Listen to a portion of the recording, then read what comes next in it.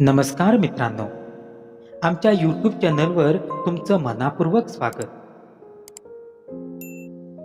मित्रांनो, आयुष्य जगण्याची आपली सोपी पद्धत हवी.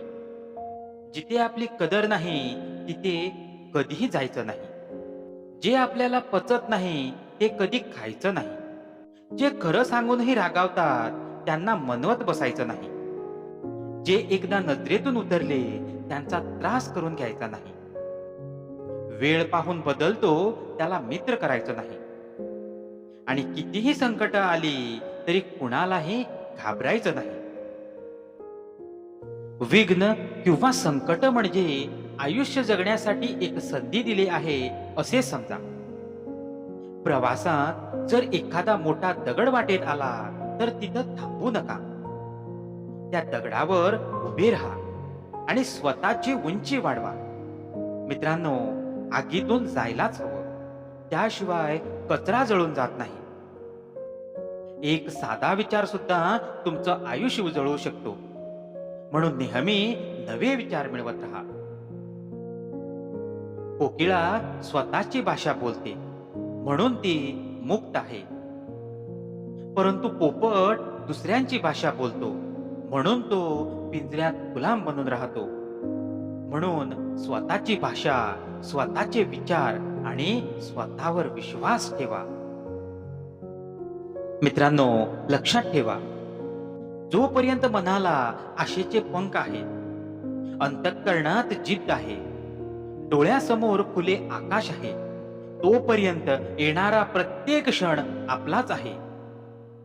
आयुष्यातल्या नकारात्मक आणि वाईट गोष्टी आपण एक एक करून काढून टाकायला सुरुवात केली की आपोआप आयुष्यात चांगल्या गोष्टीसाठी जागा तयार होतो. चुका सुधारण्यासाठी ज्यांची स्वतःचीच लढाई असते त्याला कोणीही हरवू शकत नाही. मित्रांनो, जीवन बदलण्यासाठी वेळ ही सगळ्यांनाच मिळते, पण वेळ बदलण्यासाठी 2 वेळा जीवन मिळत नाही.